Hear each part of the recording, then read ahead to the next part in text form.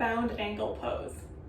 To begin in bound angle pose, we're going to sit with our feet together. We're going to bring the heels in towards our pubic bone and hug our knees in towards our chest. Taking an inhale here. On the exhale, we're going to slowly allow those knees to come down towards the mat. We're going to reach down, grabbing our big toes with our hands. We're going to take an inhale. On the exhale, rounding the shoulders down and back, bringing ourselves into a strong upright posture, elongating through the spine. From here, we can take an inhale, and on the exhale, we're going to gently hinge forward at the hips, keeping our back nice and flat, and pulling ourselves down, bringing the chest down towards the mat.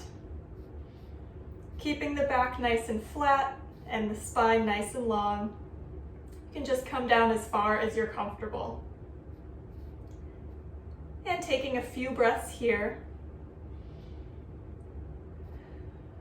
On the next inhale, we're going to gently come up out of our forward fold.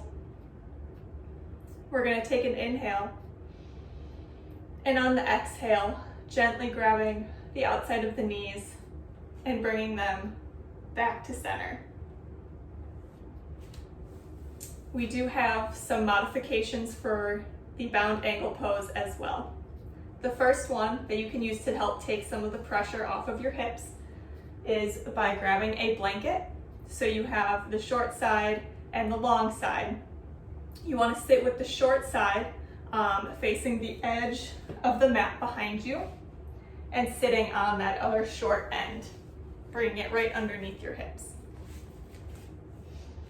We're going to come back into our bound angle pose. So bringing the soles of the feet flat onto the mat, walking those heels in, hugging around the knees, taking an inhale here, sitting up nice and tall, and on the exhale, allowing those knees to fall gently off to the sides. From here, taking our hands, wrapping them around those big toes, taking an inhale, exhaling, rounding those shoulders down and back into that upright posture. Inhale, and on that exhale, taking the hands to the outside of the knees and pulling them inward. Now you can either keep the blanket for the next modification or you can remove it depending on how you're feeling. Our next modification is going to utilize 2 blocks. So we're going to take them to either side of us. We're going to use them to rest our knees on and take some of the pressure off of the knees. So coming back to our starting position, soles flat on the floor, bringing those heels in towards our pubic bone and hugging those knees to our chest, sitting up nice and tall, taking an inhale. On the exhale, allowing the knees to fall off gently to the sides and adjusting those blocks as you need so that they're supporting your knees off to the side. We're going to grab those big toes, take an inhale. On the exhale, rolling the shoulders down and back. And this should feel a little bit more comfortable now that the pressure is taken off of the knees and the hips with the blocks. Inhale. Exhale, taking the hands to the outside of the knees, gently pulling them back in to the center. We can remove the blocks. And for our third modification, this one, we're going to change the placement of where our feet are while we're in our bound angle pose. So, starting at the beginning again, soles flat on the floor, walking those heels in towards your body, hugging the knees to the chest, taking that inhale. On the exhale, allowing the knees to fall off to the side. And once you're here, if it's more comfortable, you can scoot your heels and your feet away from your body, giving more space between your body and your feet. Inhale here. Exhale, grabbing those toes, rolling the shoulders down and back, keeping that upright posture. And this might feel better for some of the participants. Inhale and exhale, hands to the outside of the knees, gently pulling them in back towards the center. From here, I'm going to show you a couple of variations of what you can do with the bound angle pose. Our first one is going to be the upright bound angle. So starting again from the beginning, soles flat on the floor, walking those heels in towards our pubic bone, sitting up nice and tall and hugging the knees to our chest. We're going to slowly drop those knees to the outside, grabbing those big toes, taking a big inhale, and on the exhale, rounding those shoulders down and back.